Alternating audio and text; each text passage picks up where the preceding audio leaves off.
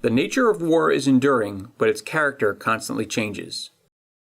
The character of any war is a product of its political, social, military, economic, and technological contexts, and of the dynamically interactive process of human organizations seeking competitive advantages over one another. Put another way, the character of any given conflict is always a product of its unique circumstances and human agency. This is why irregular warfare has always existed as an alternative to the dominant or regular forms of conflict in any given age. Regular, or conventional warfare, is the product of the major political powers of each age engaging in longer-term competition that tends to focus on large-scale conflict. These states tend to take what worked best in the most recent conflict, or a vision derived from it, as the basis for mobilizing the considerable resources of the state. As a result, the military forces manned, trained, and equipped by these states have tended to mirror each other, producing military organizations and warfare of distinct forms. This dominant form of interstate warfare can be thought of as the paradigm that defines what war means in any given era, and is what people are describing when they refer to the changing character of war.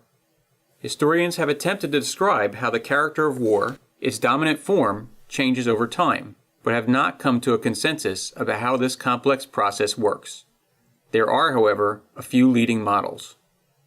Some historians have paid the closest attention to the decisive moments in military history, and with good reason, for often these represent major changes in the international order brought about by the advantages one military secures over another, or a military force's failure to adapt. They see military change as revolutionary, which describes the ability of a decisive advantage in warfare to render the old ways of doing things irrelevant. This is analogous to the political process of revolution, which overturns the existing political order. Historians who prefer the revolutionary model sometimes refer to revolutions in military affairs, or RMAs, explaining that the changes are widespread and systemic, affecting technology, organization, and doctrine at a minimum. Other historians have noticed that truly revolutionary moments are rare and short-lived in human history. They argue that such moments are exceptional and are the product of long-term processes where change is more subtle, and most often they do not result in completely overturning old ways of warfare.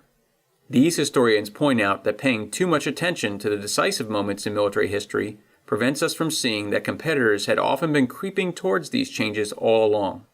They see the changing character of war as more evolutionary, evoking the ecological model in which change occurs gradually. Understanding this to be generally true, but also failing to account for the moments when dramatic changes occur, West Point professor Clifford Rogers adapted a compromise model from more recent theories of biological evolution, punctuated equilibrium. In this model, changes occur gradually, but as these changes accumulate, one force will eventually capitalize upon them in a novel way to achieve a momentary advantage. After the advantages of the new way become obvious, enemies eventually adapt to this change and equilibrium is restored. It is not necessarily critical that military professionals adopt one of these models, but an awareness of them can help attune us to aspects of military change which might otherwise go unnoticed. Also, an awareness of these models can help military professionals identify when they form the assumptions undergirding defense policy. Models count when policymakers use them to make critical decisions about how they will man, train, and equip for future war, and it is obviously the professional duty of military leaders to think critically about these decisions.